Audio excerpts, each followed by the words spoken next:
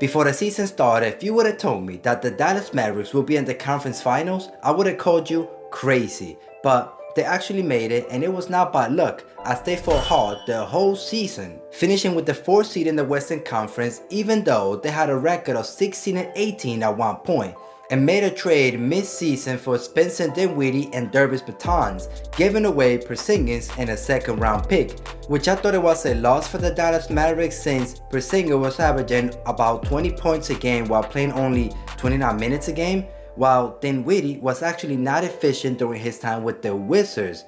But ever since him being with the Mavs, he's been playing amazing. We will take a look at how amazing he's been playing as of late, but the main focus of this video is about if the Dallas Mavericks have a legit chance to beat the Warriors in a 7-game series now that they meet in the conference finals. So let's get right into it and find out. This series will be a contrast in styles. One team plays quickly and moves the ball around, that's the Golden State Warriors. The other plays slow and keeps the ball in the hands of one guy, that will be Luka Doncic and the Dallas Mavericks. The Mavs lead the playoffs in time of possession as you can see here. Meanwhile, the Warriors rank 14th in this category, but that's mainly to how Steph, Klay, and Poole are just running around the whole time and shooting early in the shot clock.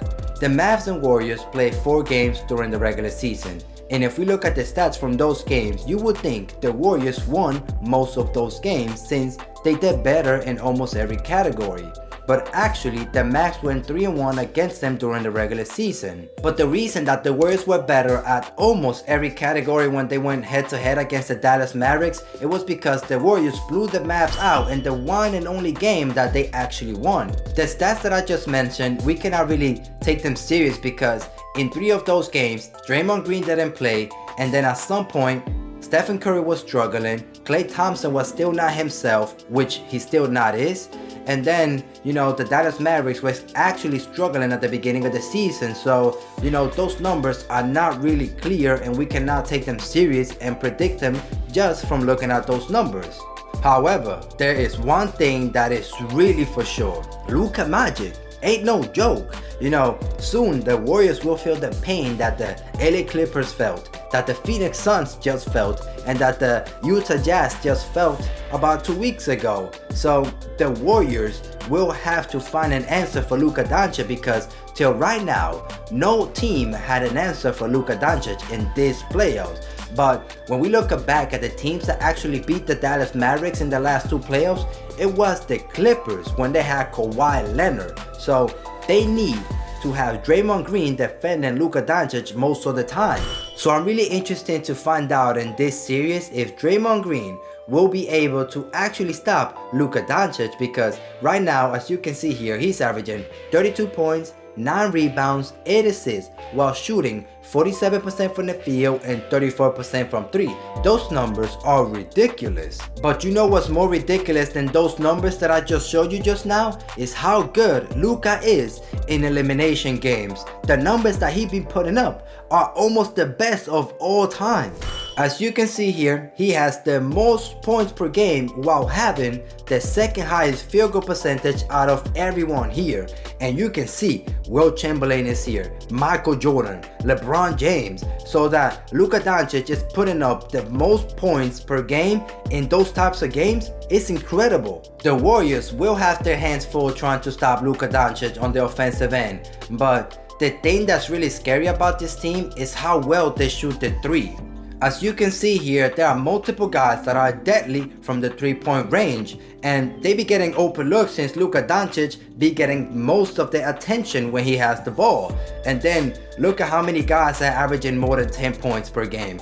5 guys other than Luka Doncic are averaging more than 10 points. What I noticed though while watching the Mavs during the playoffs is that they only need one of these players to score more than 20 points, and their chances of winning a game are really high.